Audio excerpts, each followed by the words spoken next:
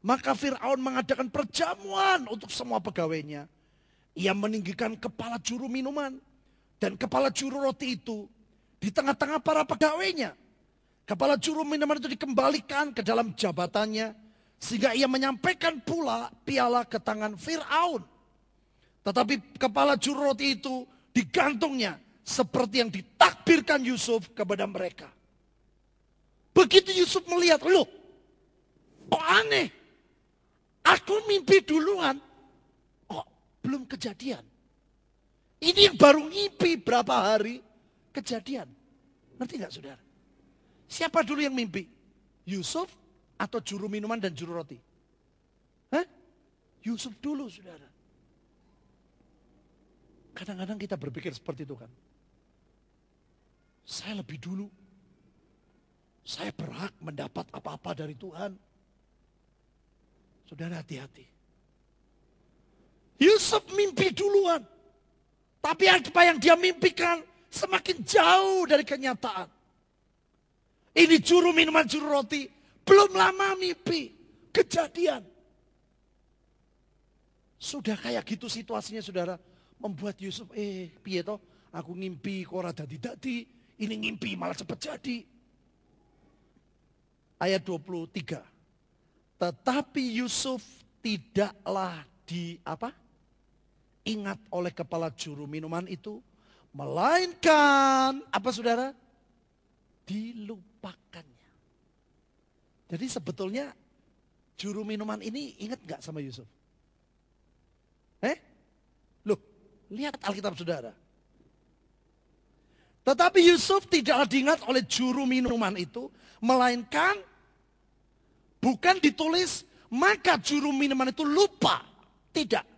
Maka dilupakannya. Bayangin saudara. Yusuf ini bisa nyanyi. Dia di penjara seperti Paulus dan Silas. Tapi nyanyinya beda.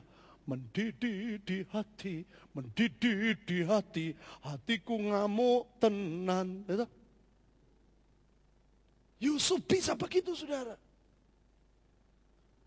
Dia dilupakan, bukan si juru minumannya itu lupa, tapi melupakan. Saudara bayangin, saya bisa membayangkan situasi Yusuf itu kayak apa saudara. Sudah sumpek di penjara, sudah kepingin keluar, sudah gak tahan.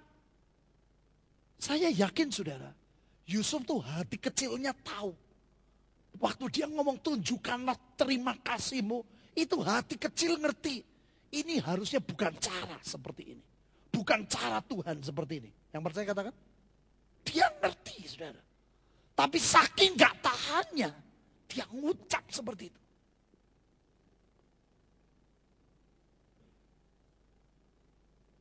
Maka saudara perhatiin ya, kalau kita punya kelemahan saudara harus perhatiin. Periksa hati. Engkau sengaja atau memang keadaan kau tidak mampu betul-betul. Bisa ngerti gak? Saudara harus ngerti ini. Kadang-kadang, oh Tuhan kita penuh kasih, apa minta ampun. Saudara harus lihat. Yusuf memang tidak didukung oleh keadaan saudara. Memang membuat dia tuh, waduh Tuhan aku udah kuat. Terpaksa dia ngomong, ingat ya. Saya yakin hati kecil dia tahu saudara, ini bukan cara Tuhan. Tapi saking gak tahannya, saking sumpek hatinya, dia ngucap seperti itu. Maka kalau saudara jatuh dalam kelemahan, saudara harus periksa diri. Jangan engkau berbuat sesuatu dengan sengaja. Ngerti saudara yang saya maksudkan? Terus melihat keadaan.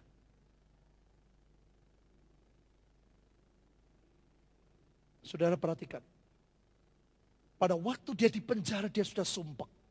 Sekarang melihat orang yang ditolong tidak ingat. Kira-kira keadaan Yusuf semakin enak apa semakin gak enak hatinya? Semakin gak enak saudara. Perhatiin. Pada waktu saudara mendapat janji Tuhan. Dan janji itu semakin jauh dari kenyataan. Dan sepertinya engkau memasuki masa yang terjelek. Sebetulnya itu titik terakhir. Atau boleh dikata sama dengan sudah akan ada. Yang percaya katakan, janji Tuhan sudah akan ada. Dia sudah di depan pintu, engkau tinggal buka dengan iman dan semua janji Tuhan terjadi. Saudara bisa lihat buktinya, pasal 41 ayat 37.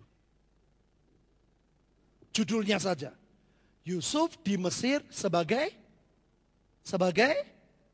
pasal 41 ayat 37 judulnya, Yusuf di Mesir sebagai penguasa. Ini saudara. Semua dalam Alkitab itu begitu. Pada waktu Abraham sudah mulai gak kuat. Pada waktu Abraham mulai diajak Tuhan keluar dari kemahnya pun dia hampir gak mau. Dia sudah sumpah. Dia sudah gak kuat, Tuhan aku sudah gak kuat.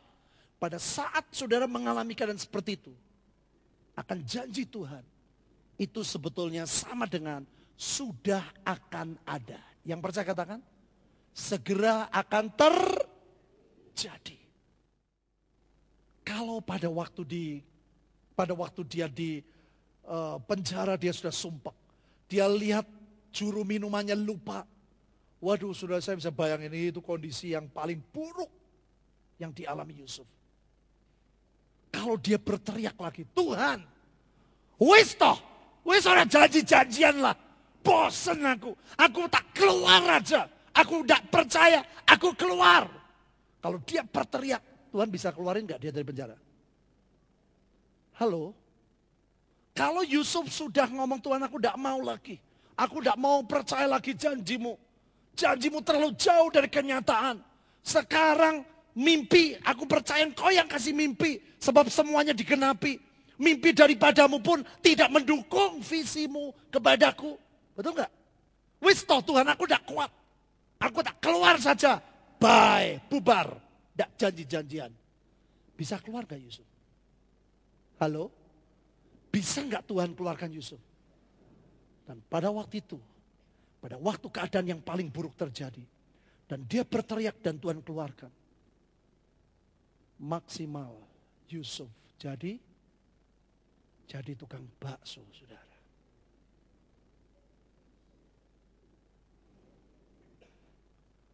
Kalau di sini ada bakso Pak Ahmad, ditulis bakso Pak Yusuf.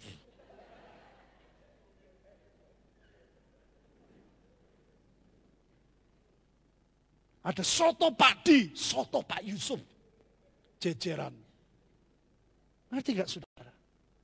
Kalau dia paksa, kalau dia ngomong Tuhan aku gak kuat. Kalau dia gak mau tunduk kepada waktu Tuhan, dia keluar.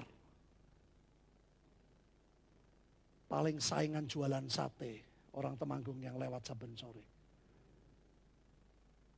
Dia harus menunggu mimpi Fir'aun. Amin saudara. Dia harus menunggu Fir'aun mimpi. Begitu Fir'aun mimpi, maka kutub berubah menjadi berkat. Yang percaya katakan, satu langkah, saudara perhatiin loh. Kita harus belajar. Orang Israel keluar dari Mesir, iman, mujizat terus. Satu langkah terakhir masuk Kanaan, mereka semua mati. Mengapa? Karena pada waktu mau sampai ke tujuan, kelelahan itu terjadi. Dalam kehidupan kita seperti itu saudara. Pada waktu kita dapat janji Tuhan, dan pada waktu kita mengimani janji Tuhan, saudara ingat, yang paling berbahaya, pada waktu engkau mulai sudah keadaan yang terburuk, pada waktu sepertinya janji Tuhan sangat jauh dari kenyataan, itu sebetulnya langkah terakhir engkau ambil semua yang dijanjikan Tuhan.